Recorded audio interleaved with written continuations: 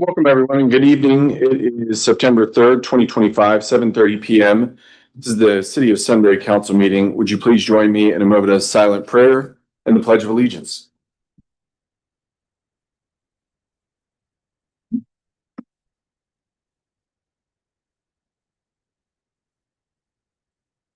Amen. Amen. Pledge allegiance to the flag of the United States of America and to the republic for which it stands, one nation under God, indivisible, with liberty and justice for all.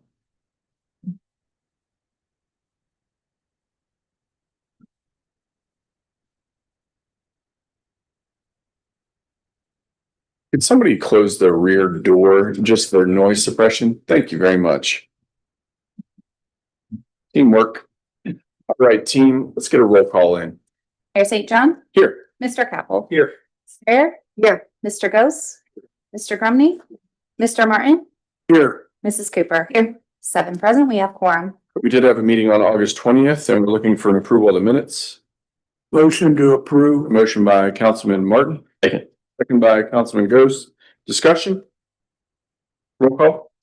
Mr. Martin, Yes. Mr. Gose, Yes. Mrs. Cooper, yes, Mr. Grumney, Yes. Mayor St. John, Yes. Ms. Strayer, yes, Mr. Capel, Yes. 7 yeas, minutes passed. We are on to the visitor section of the meeting. We do have two visitors that are with us this evening. The first is Maria Bennett, who we're going to honor here tonight. We are honoring for Childhood Cancer Awareness Month, and I will read a proclamation in just a moment. We also have Chauncey Montgomery from the Community Library, who will be providing an update, and then we'll open it up to the general public who wish to speak with City Council. Let's start with the proclamation declaring September 2025 Childhood Cancer Awareness Month in Sunbury. Whereas childhood cancer is the leading cause of death by disease in children. Whereas 1 in 285 children in the United States will be diagnosed with cancer by their 20th birthday, with an average age of diagnosis of 6 years old. And whereas 46 children per day are diagnosed with cancer in the United States, and approximately 40,000 children are receiving active cancer treatments at any given time. And whereas since the mid-1970s, there has been a 24% increase in the incidence of childhood cancer. And whereas 2/3 of childhood cancer patients will have chronic health conditions because of their treatment toxicity, with 1/4 being classified as severe to life-threatening. And whereas half of childhood cancer families rate the associated financial hardship due to out-of-pocket expenses as considerable to severe. And whereas in the last 30 years, only 6 new drugs have been approved by the FDA, specifically to treat childhood cancer. And whereas we celebrate and thank the thousands of researchers and healthcare professionals who work diligently every day to treat, care, and cure cancer in children. Whereas hundreds of nonprofit organizations at the local and national level are helping children with cancer and their families cope with the disease by providing educational, emotional, and financial support. And whereas despite these efforts, still too many children are affected by this deadly disease, and more must be done to raise awareness and find a cure. Now, therefore, I, Mayor Joe St. John, do hereby proclaim September 2025 as Childhood Cancer Awareness Month in the city of Sunbury, Ohio, and encourage all residents to support this cause to find a cure to childhood cancer that so deeply impacts families in every community across our country, including our own. I'd like to give this proclamation to Maria Bennett right now. Thank you.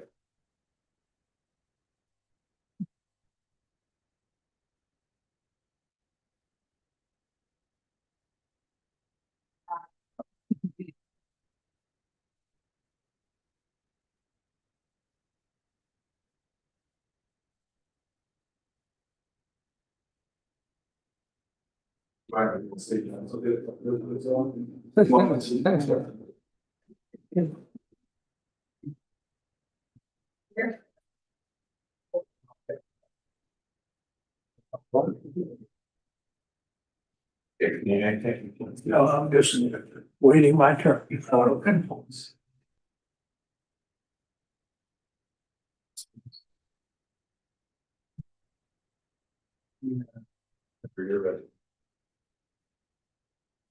Squeeze that up. Flop over, Damon. Damon. Flop over.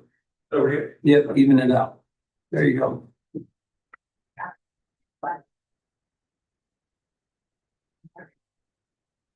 Thank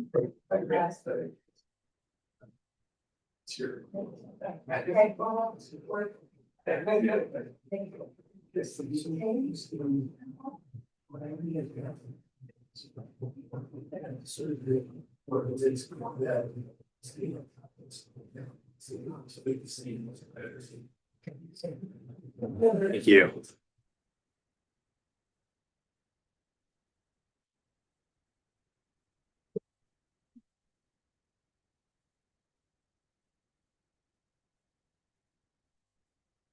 The next item on the agenda is Director of the Community Library, Chauncey Montgomery.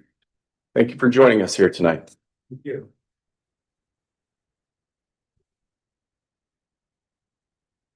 So Mayor St. John, President Grumney, and council members, I'd like to thank you for the opportunity to address you tonight about the future plans of Community Library. To give you some background, the Community Library was established by the Big Walnut Local School District in 1944. So for over 80 years, we have been an institution of literacy and education in this community, as well as a general community center. If you ever come to the library, there's a lot of activity going on there, in addition to just books and reading and whatnot. So we have a lot of people that meet there and gather at the library, as well as take classes such as yoga, or they're knitting, maybe watching a movie for our family movie nights. So I like to think of us as not only an intellectual hub, but also a community hub. And we've been that way since the beginning, since we were established. So I also think it's appropriate that tonight I address you in this building, because this building played such a significant role in our history. So if you ask folks in Sunbury what they remember about the library, most folks will say, I remember when it used to be in the town hall. Even though we were in other buildings throughout the community at different times, this is the one that people remember. And we were in this building up until the early 90s, but by that point, the community was growing dramatically at that time, what we thought, and we were outgrowing this space. So not only did we have a collection here, but we had a warehouse off Hartford Road with a bunch of books and boxes, and we'd go out and get those and bring them back here for folks. But it was time for us to do something to accommodate the growth. So in 91, the community supported a 0.68 mil bond levy to build the building that's now on Burr Drive. So in July of 94, we opened that facility. It was about 14,000 square feet. And at the time, we were serving about 14,700 residents. So we opened that building in 94, and that's where we've served the community up to now. When you think about, 94 to now, and you guys, I know you're very aware of the growth in the community, but when you look at that population 94 to now, we've grown 85% in population since then. So the library has been aware of that growth. We see it in our numbers each and every day. So now we're circulating around 300,000 items a year. We have 26,000 people attending our programs each year. And we also have roughly 600 people coming through our doors every day. So we see that growth in the traffic coming through the library. And as we monitored that, we try to be prudent and responsible in responding to that growth. So I don't know if you remember, but in 2017, we completed a small addition to the library. And that was just to address some of the most demanding needs that we had at the time that the community had expressed to us. So specifically, that was a meeting room expansion, adding quiet study rooms for folks that are working from home, or maybe students that need to study, or tutors. And then also putting in a drive-through, because that was something a lot of young families and other folks wanted, the convenience of just picking up or dropping off from their vehicle. So we did that addition. It was a 2,000 square foot addition in 2017. Thankfully, we had enough resources to do that without going to the community for additional funding. So we could just use our general funds to pay for that.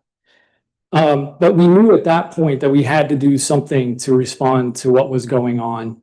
And so we started the process of planning for a much larger comprehensive facility plan. And so as soon as COVID died down, we started meeting with folks. We had focus groups, we did community surveys, and started getting feedback from area residents about what they wanted to see in the library, what we needed to do. And there were 5 main things that they mentioned that they wanted to see. They wanted to see additional public meeting rooms, not only for library programs, but also for outside groups to use. So Girl Scouts or I don't know, HOAs, they use our meeting rooms. So groups like that wanted to see more meeting room space. There's a huge demand for those small, quiet study rooms. So they wanted to see more of those.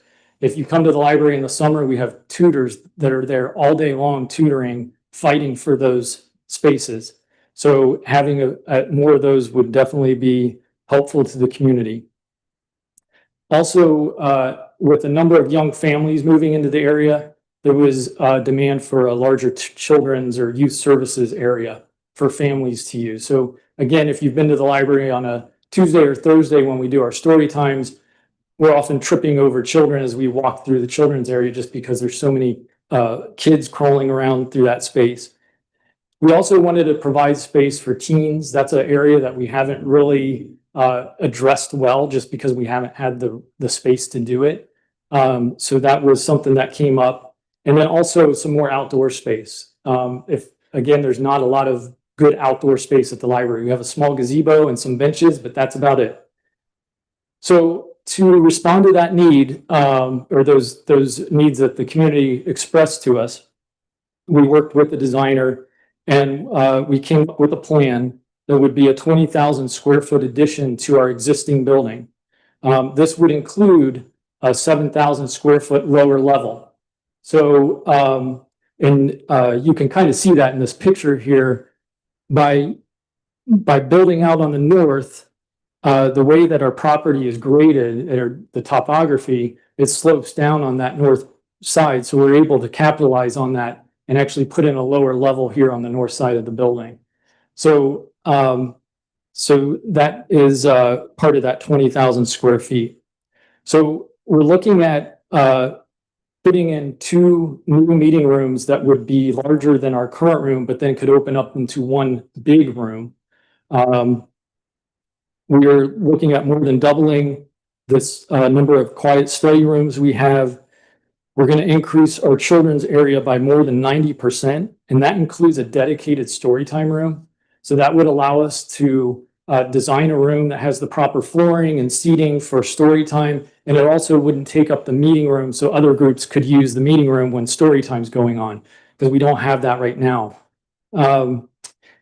We would also increase the amount of space dedicated to teen programming by more than 5 times. And that's definitely needed in the community. As you see the kids on like a Friday afternoon coming out of school and walking around town, it'd be great for them to have space where they could go and it would be their space. We also want to appropriate some of the space for what we're calling a tween area that would really target grades 6 through 8. So right now our teen collection goes from grade 6 all the way up through grade 12. And any of you that have children or nieces or nephews know that there's a big difference between a 6th grader and a 12th grader. So we'd like to split those collections out in those areas and have one that's more middle school oriented and one that's more high school oriented. And then in addition to that, we would have the 2 outdoor spaces, a patio that would be off the lower level, and then a deck that would be off the main level. And then, of course, with the addition would be more space for books and also for visitors. I'm going to pause on the book comment for a second because a lot of people ask me, with ebooks, do you really need to put more space in for books? Well, I will say ebooks are taking off. More people are using them, but we're not seeing any decline in the use of our print collection. So while ebook use continues to grow, our print collection also continues to grow. So we're not seeing that collection dying. The other thing, the ebook collection only makes up 10% of our overall circulation. So it's not like that's an overwhelming amount of what we're lending out to patrons. And then finally with that, as more people move into the community, we need more copies of a single title. So years ago, we could get by with like 2 or 3 copies of a James Patterson book. But now with more people in the community, we might have to have 4 or 5 copies. Well, they need a space on the shelf to inhabit until someone borrows them. So that's why we need more space for collections. And then, of course, we want to make sure that there's ample parking for folks that visit the library, and we address that. So this is a rendering of what we're proposing. The parking lot would move off to the west, and we would add on to the north then. And then what's the rest of the existing parking would become green space. This patio would tie into the community trail, so give people easy access to the library and the trail. And like I said, we have the deck and the patio, and then the 2 meeting rooms would be up here on the north side. And then, Daryl, if you would flip to the other drawing. It's kind of hard to see all this. So this section here, that's the lower section outlined in red, that's the existing building. And most of it becomes the children's area. So like this is the clear story, or that main center part of the building, that all becomes children's. Down here would be our story time room that would be dedicated to the story time use. The current meeting room would become the teen room, and it's all enclosed so they could be a little louder without disrupting the rest of the business in the library. And then most of the new part that we'd be adding on would become the adult space. We have group study rooms that are placed throughout the building. And then the main meeting room would be up on the very north west corner, but it can be divided into 2 rooms or opened up into one big space. And then everything that's in this blue box here, that's where the lower level would be underneath that section. So the one thing that I also like to point out about this design is it shifts the entrance from the north of the building to the west.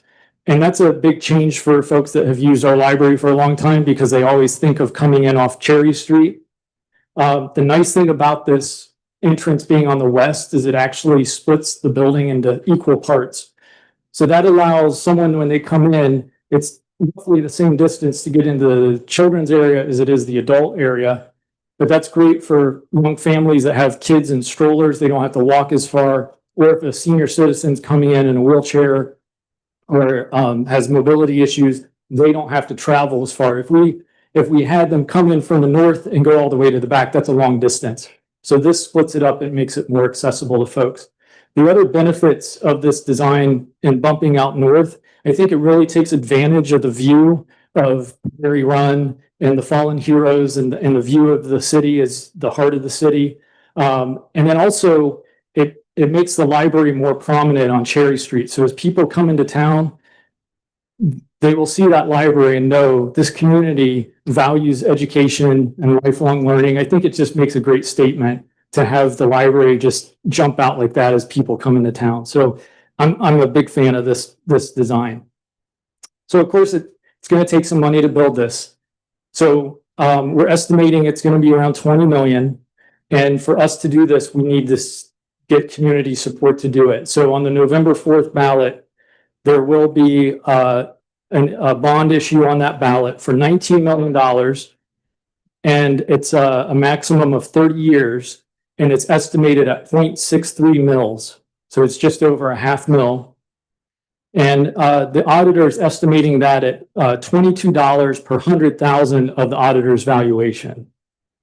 Another thing I like to point out about this is the first time that the library has asked for construction money since 1991 when we were in this building. So it's not often that we come to the community and ask for such things, but we felt like this was the time to do it. With the growth that we're seeing, we needed to do something to respond. So I appreciate the opportunity to provide you some background of our project and talk about the bond issue. And I'd be happy to answer any questions that you may have. I've got one. Yeah. Are you gonna have a kitchen? Cause you could have weddings in that addition. That's beautiful. So we have been talking about having actual kitchens in the meeting rooms for events. Yes. I'm not sure yet what that will look like. There's a lot of detail we have to go through, but we would like to have at least one working kitchen for not only of events, but sometimes we'll do classes at the library that require a stove or something, and we can't do it because we don't have one. So it'd be nice to have something like that for not only events, but also for educational purposes. Chauncey, will there be any resources towards like computers, media, things like that, as far as, you know? Yeah, so in this budget, the amount that you see there is only covering the infrastructure of that, the cabling and all that. So it would not go to more computers or anything. Okay, gotcha. And one thing we noticed, like really the biggest need in a project like this is expanding our Wi-Fi access. Because most people now are coming into the library with their tablets or their phones or their laptops, and they're not even using our computers like they were. I mean, we will still have computers for general public use, but we really don't see a need to increase the capacity of that just because people aren't using them. Gotcha. Thank you. Are you eliminating one of the access points? Oh, yes. So that,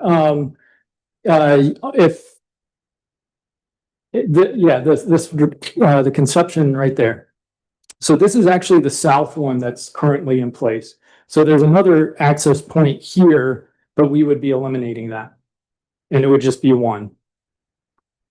And it would be directly over from CVS where that is, yeah. So this levy, Chauncey's for construction costs, right? Correct. Operating levy would be the 5-year from the 2023. Correct. Passage that renews 2028. So the earliest, that's actually that levy we passed in 23. We passed that the earliest we could. So it actually went into effect 24. So the earliest we could go again for that 5-year levy would be 28. But we would definitely have to pass that by 29. So it'd be in effect from 29 then for another 5 years. So yeah, our operating levy's on a 5-year cycle. Does that current operating levy provide enough funds for the new portion that'll be built? Yes, we did That won't some, be built till 2028. yeah, we're expecting 28 when it would wrap up. But when we do our projections and we looked at the staffing and that configuration, we're looking at adding anywhere from 3 to 5 staff to manage that space. And with the current projections we're seeing and the growth in our local revenue, we should be able to do that with our local levy as it is. And our plan is to keep it that way. I see. Have you gotten a weigh in from emergency services about only having one access point in a parking lot that big? Not yet. And this is just conceptual. Right. So, yeah, so a lot of the detail. Keep that in mind. Yeah. Yeah.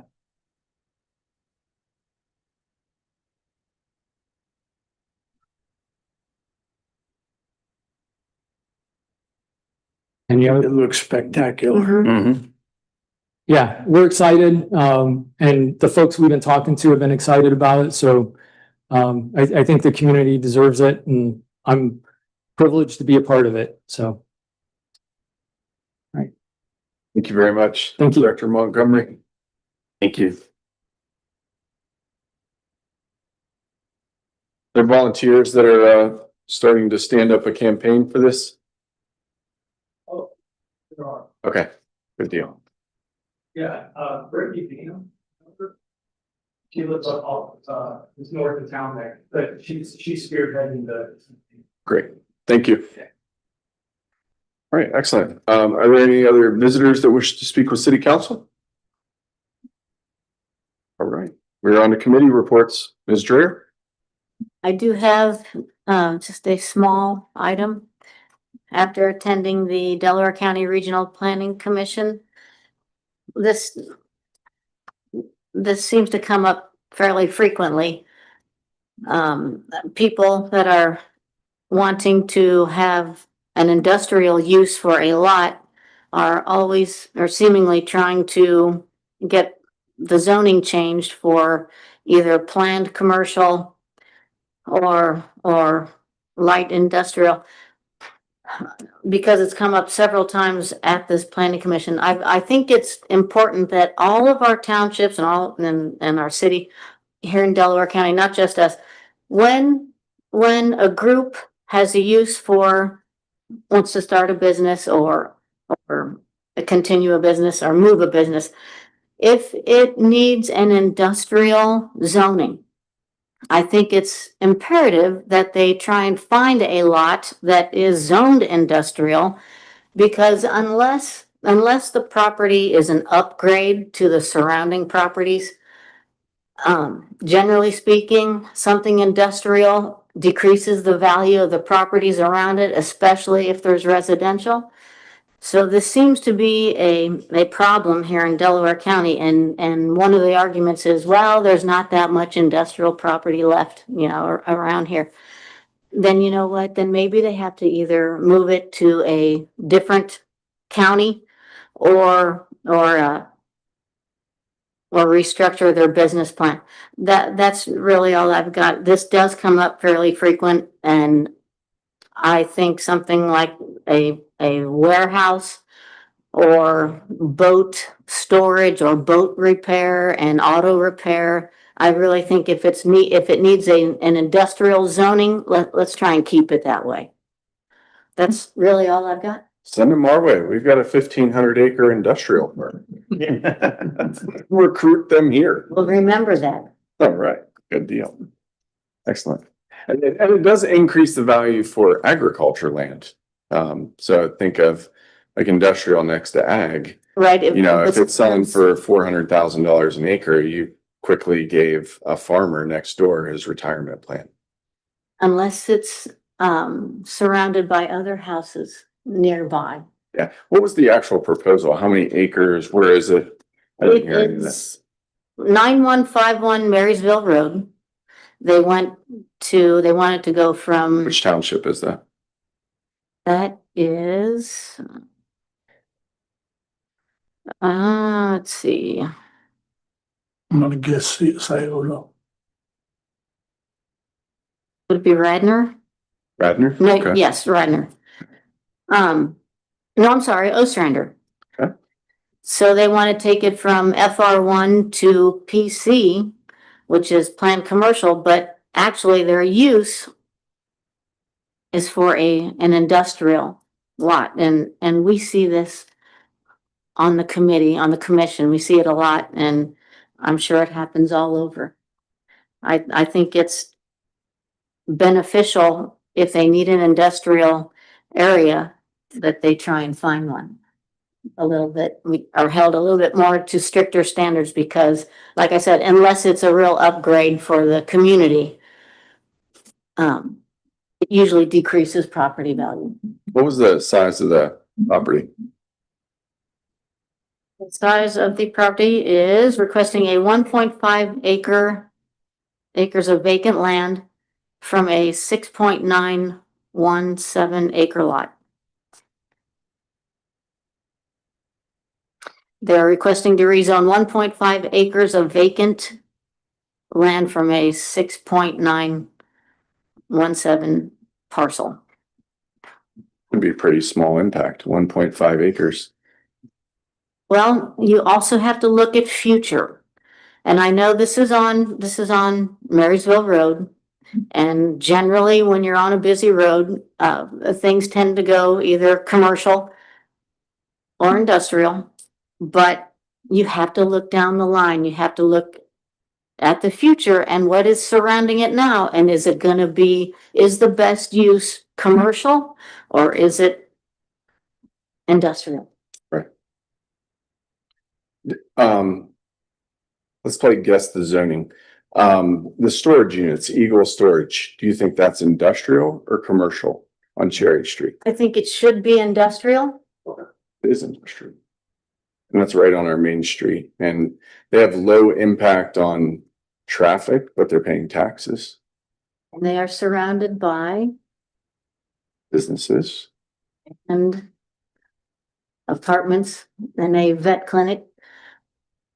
And what really happens as well is now they're eating up commercial property.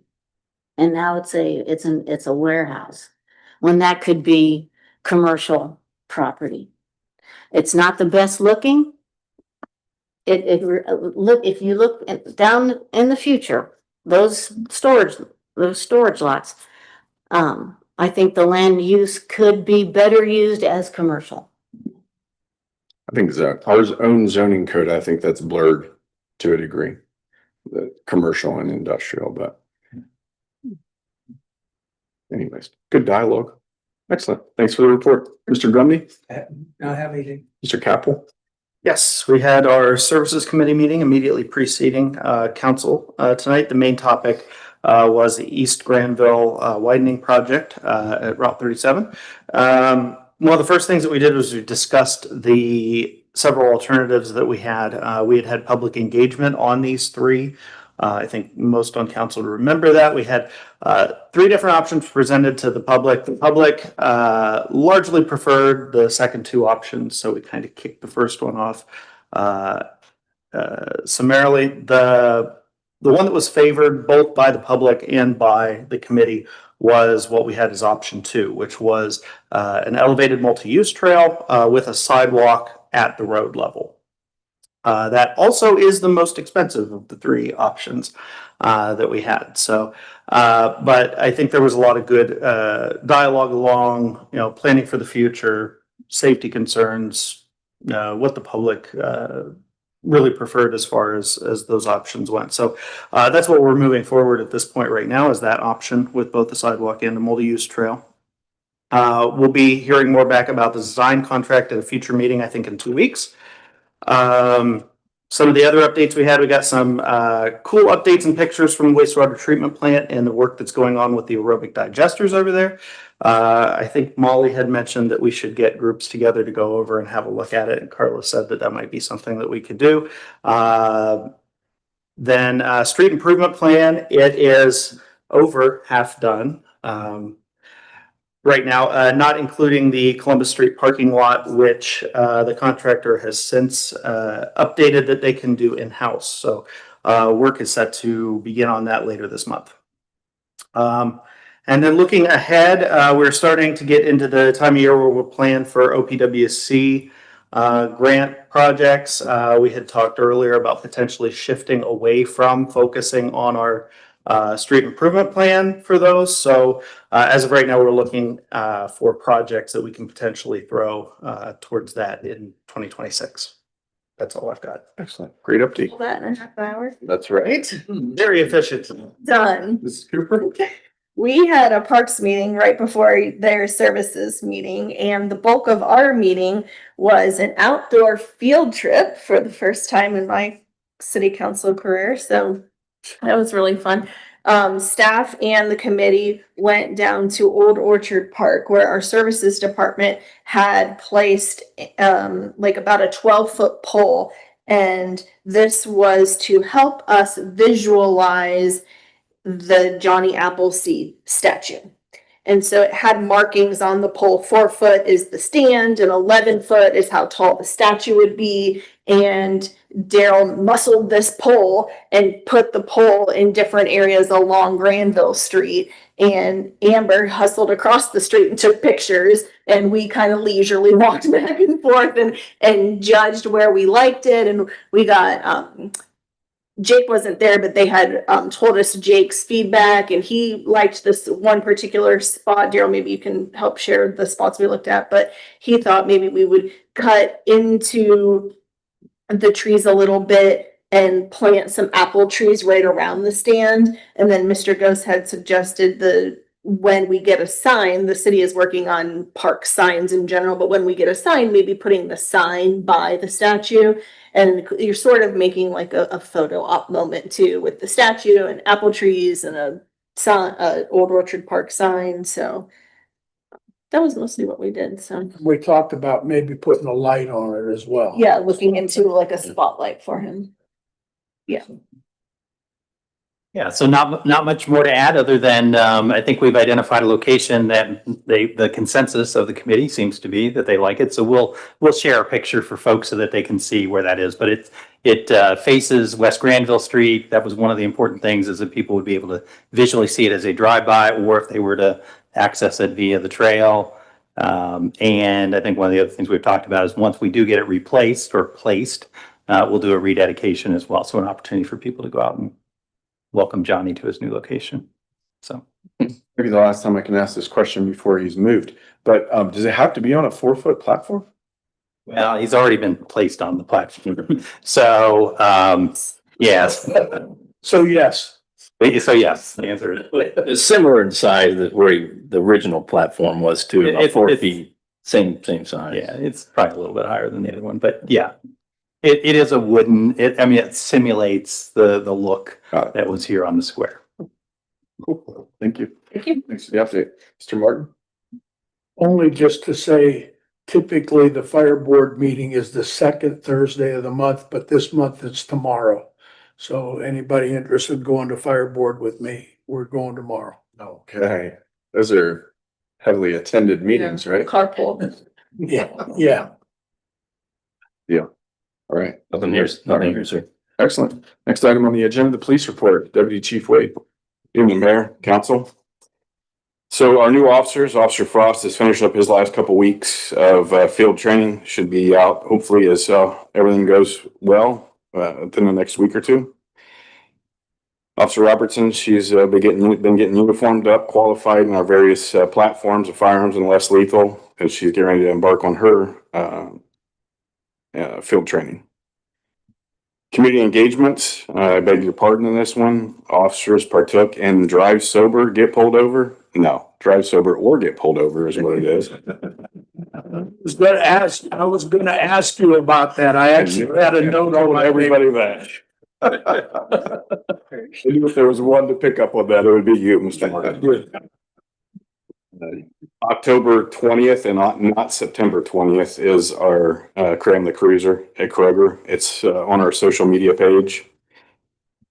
Building and cruisers, again, some of the same stuff. We're just working through some various things. A big tip of the cap here for our service department. They've been stepping up and helping with HVAC, minor things that come up, seals, some things that they can do in-house that has been efficient for us and keeping the chief and I from having to deal with some of these contractors, sometimes hard to get. So big, huge tip of the cap there, and as well as for a PD paving of the lot with some minor errors in that. Jake and his team has been doing a great job with that. Crime trends, again, just as the nation sees, theft remains to be the top. We're actually under year to date for 2024. Just seeing a lot of the internet, social media, crime, scams, there, you name it, they come up with it. Anonymity is the name of the game. High risk or low risk, high reward. So I've included on here the IC3.gov website, which is the FBI government's link for reporting such crime, and has some brochures to learn and educate yourself with. Traffic wise, still working with issues, obviously, with parking, oversized loads, drivers with no patience. We just continue to work with our increase with just mostly transient traffic. Some local, but a lot transient just coming through, going to work, to and fro, or school. And then here's the general patrol statistics and our speed sign information in the report there included as well. If you have any questions, I can answer. Questions for Deputy Chief? Were we involved at all in the Hoover Reservoir issue today? No. Very much. All right, next item on the agenda, the administrator report. Mr. Hennessy. Right, so I've been talking about the Joint Recreation District meetings that we've been having. I just want to report that the board did select Pizzuti Solutions to help conduct the needs assessment and market analysis. This will be a 6-month study done by them, starting here during the month of September. So again, a fair amount of community engagement around this. So expect to hear and be a part of it. And we'll keep you posted on when there will be opportunities for the public to weigh in on what they want to see and what they think they're willing to support. So that is the Joint Recreation District. We will have the next meeting of the board is September 15th. It'll be a virtual meeting only, and it's mostly to deal with kind of some budget issues to make sure that we've got what we need in place to support the contract. And the only other thing I would call out today is we've been talking about a recodification of the city's ordinances. I did check in with the American Legal Publishing, the group that publishes our codified ordinances. We have all the documentation to them. So we would anticipate that we're going to get a final document to review by the end of this calendar year. So as a reminder, it was basically a thorough review of, are there ordinances that the city has in place that may be counter to what the state or federal or whatever state or federal law might say? And if so, we need to get those aligned properly. And then there's also some cross-checking of our ordinances to see if we've got inconsistencies at the local level in the documents. So that's what that project is. Any questions?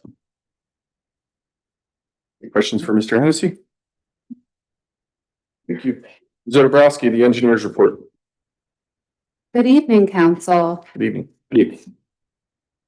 Just a few updates for you. The Walnut Street Stabilization Project under construction, one of the items that will likely fall off of my report after today. I just wanted to share that street has been open since August 8th. We've now added some signage, which includes an arrow that points towards McGill Street. So as you're going northbound on Walnut Street, it gives you an arrow to kind of indicate that road will turn onto McGill. We are planning on keeping the road closed sign to barricade so that nobody continues.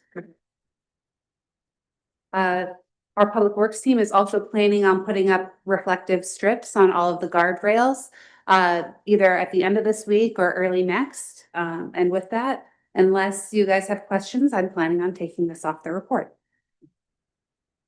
For our street improvement program, Damon had already provided an update from our services committee. I did want to talk a little bit about the Rejuvenator work that has been done this week. If you remember, Pavement Technologies is the sub-consultant for Decker doing the construction, and they put down a binder called Rejuvenator on streets that were paved last year. The Rejuvenator acts as a liquid that will help bind the existing asphalt, and then they put a gravel sand material on top. This helps with the binding. It also helps with the road, the surface can be a little bit slippery. Within 24 to 48 hours, they come back and sweep. I did talk to Pavement Technologies today, and I've been told they did go through and sweep the streets that were rejuvenated. The other thing I wanted to point out is this process goes over top of any paint that is on the surface of the street. For the next week to 2 weeks, it could look a little bit dull, but eventually those paint lines will come back to life. They'll start to pop back up. So if you have questions from the public, please feel free to send them my way. And then the Columbus Street parking lot, the construction for that is supposed to start later this month. As indicated, Decker is planning on doing that work in-house. Under design updates, I did include a picture of the East Granville Street widening on page 16 of the council packet, just so that people can see that alternate 2 that was mentioned, 52 feet wide with the 7-foot sidewalk adjacent to the street, and then that shared use path that elevates and would connect to the Ohio to Erie Trail.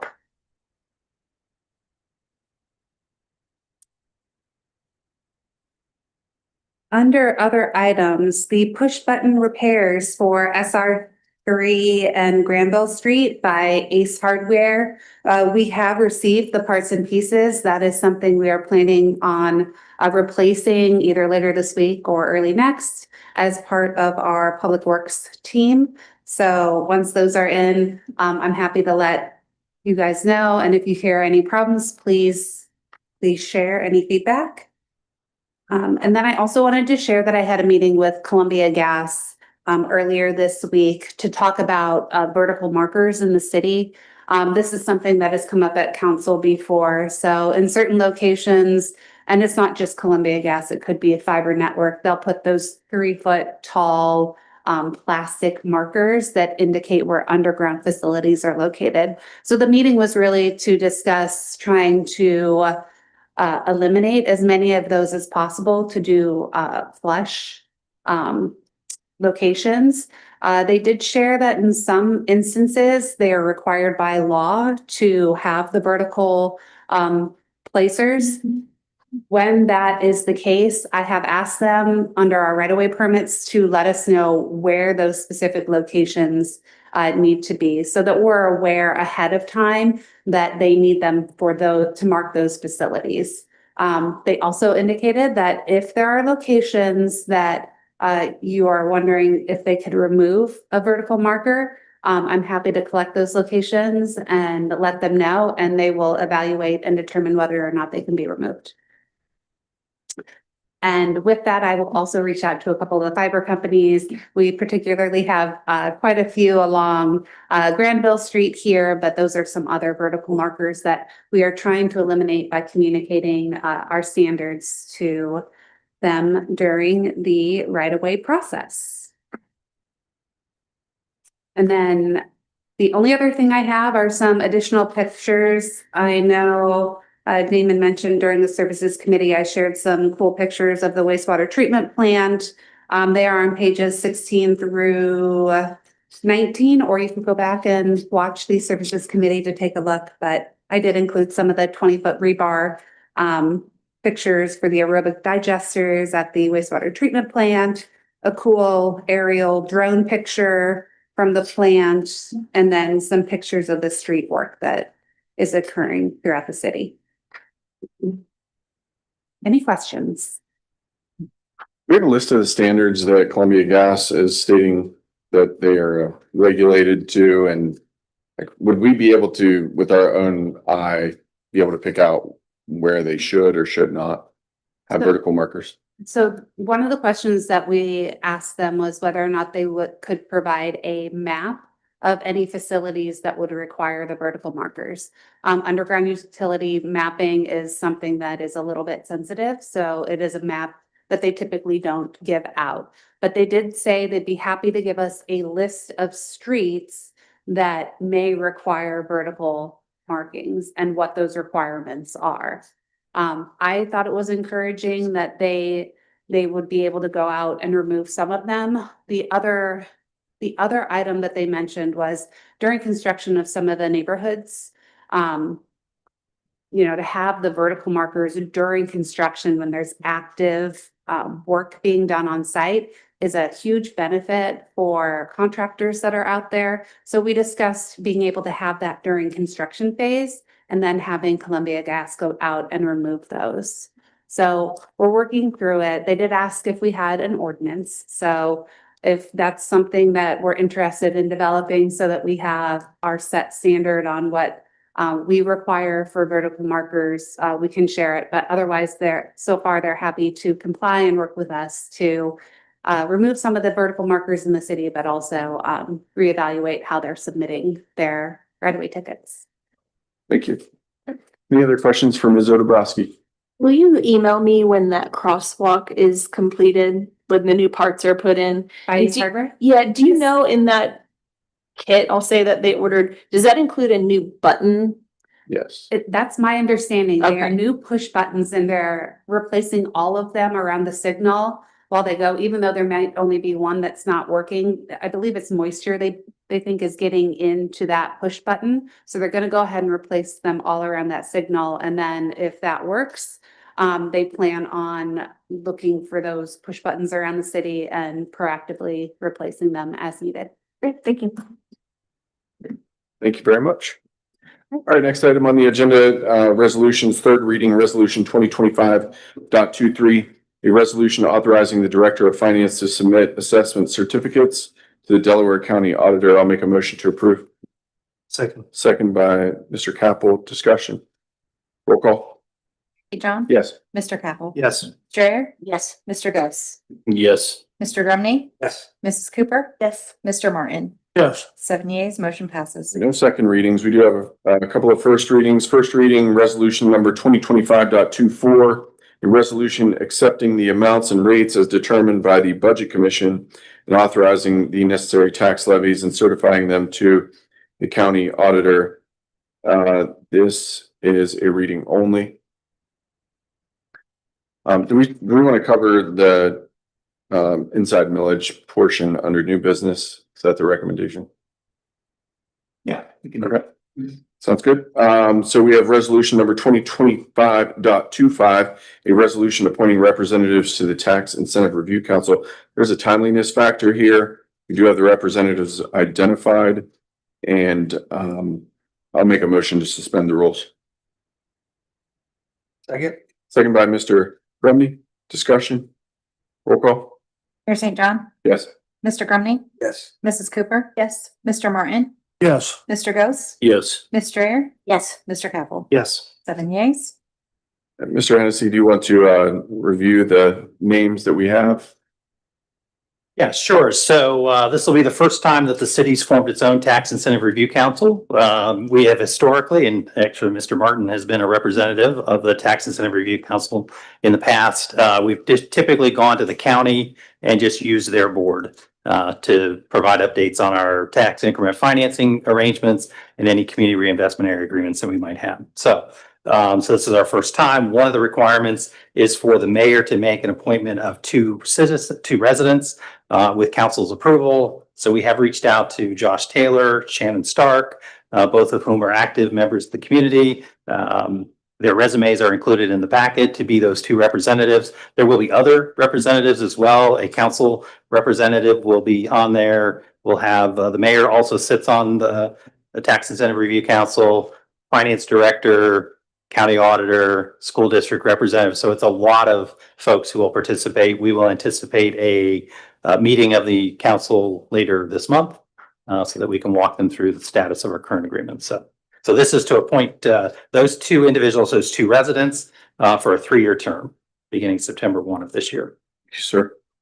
I'll make a motion on resolution 2025.25. Second? Second by Mr. Grumney. Discussion? Roll call? Mayor St. John? Yes. Mr. Grumney? Mrs. Cooper? Yes. Mr. Martin? Yes. Mr. Ghost? Yes. Ms. Strayer? Yes. Mr. Capel? Yes. 7 yeas, motion passes. We're on to ordinances, no third reading. We do have a second reading, ordinance number 2025.27, an ordinance accepting a petition for annexation of territory consisting of 50.885 plus or minus acres of land located in Trenton Township, Delaware County, and owned by Sunbury 37 LLC, and declaring an emergency. This is a reading only. And we expect to pass that next meeting.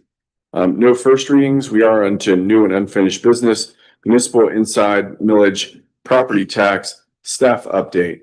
And I think a high level summary of where we are right now is probably warranted.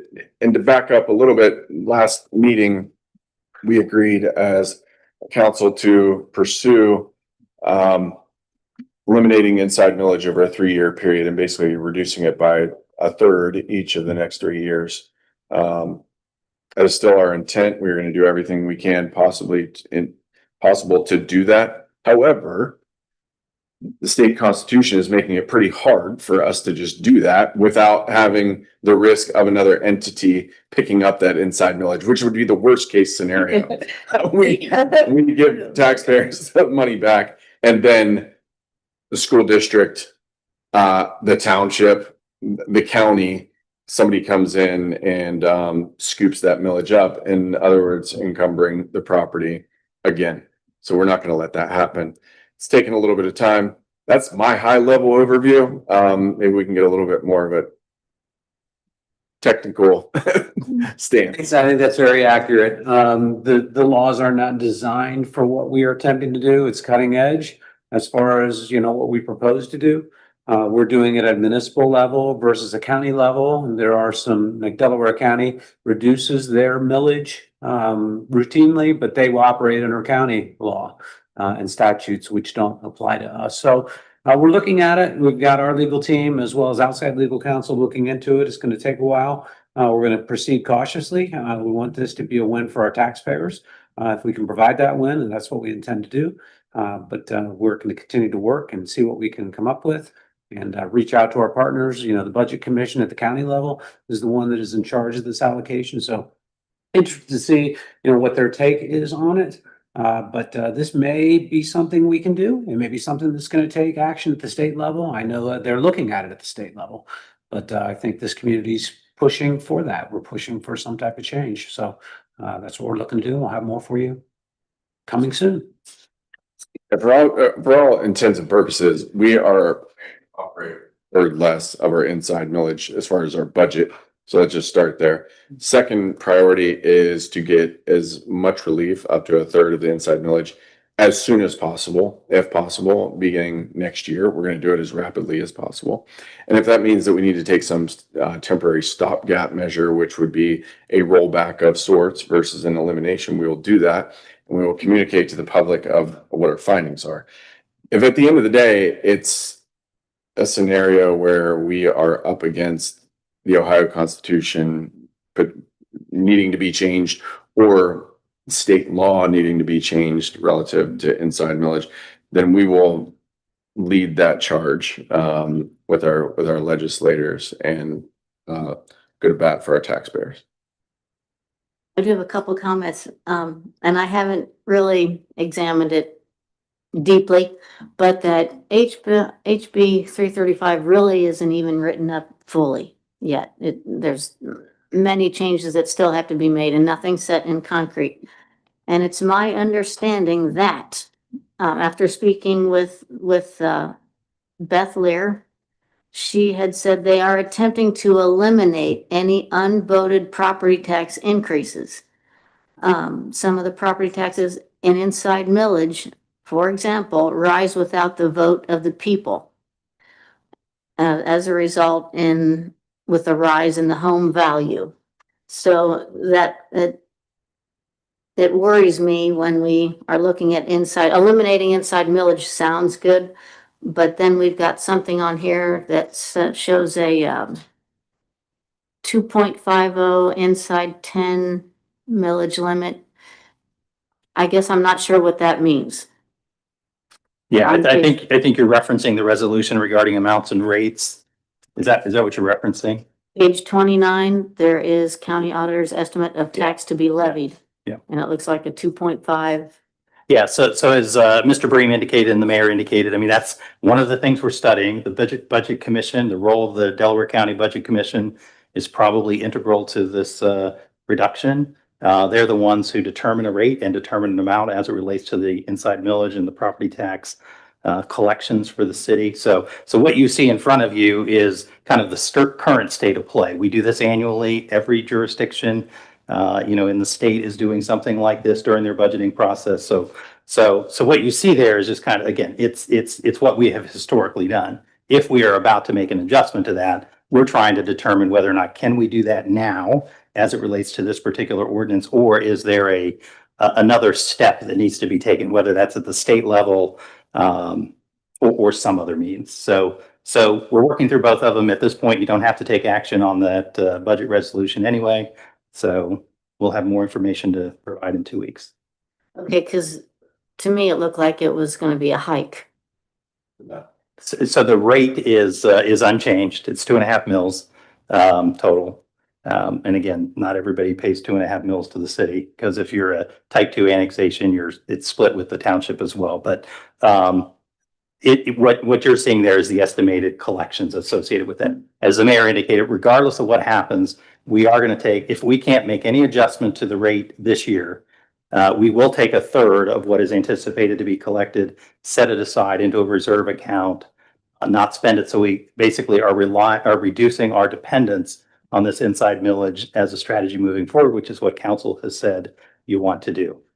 And we're working with bond council and others to kind of figure out what that means. In fact, putting in a reserve account and holding it there perhaps as a bond reserve might actually be, a really good strategy long term. But like I said, we've got a lot that we still need to to determine. It does sound like a good strategy. My concern is, are these inside millage taxes tend to go up without anybody's approval. That's exactly what we talked about last meeting and what we've been talking about for 3 months. Yeah, that's what inside millage is. Inside millage is the proportional unvoted tax that the state constitution allows. And if we, like, what we're saying right now is, if we eliminate it right now, the county can come in and say, you know what, we're still gonna tax the residents of Sunbury, and we're gonna take the 2.5 and we're gonna allocate that fund to the county. We do not want that to happen. So we are planning artificially, at least initially, to say we are operating with a lower budget, and we're trying to give the money back to the taxpayers. The state constitution is making that very difficult. Okay, and when they want to eliminate the property tax, what they want to do is, there are other means to replace the money, such as income tax and sales tax. So these are other avenues. If we want someone to discuss this with our group, there is a Dave Thomas, and he would probably be willing to. He is the State representative, yes, sponsor of yeah, House he Bill might 330. be willing to speak with everybody. He's aware of what we're trying to do. I don't know when you spoke to Representative Lear, but Dave Thomas applauded our effort in particular in statewide news over the past week and a half. So he's aware of what we're doing. Because a lot of these taxes are a little confusing. Yeah, no. No.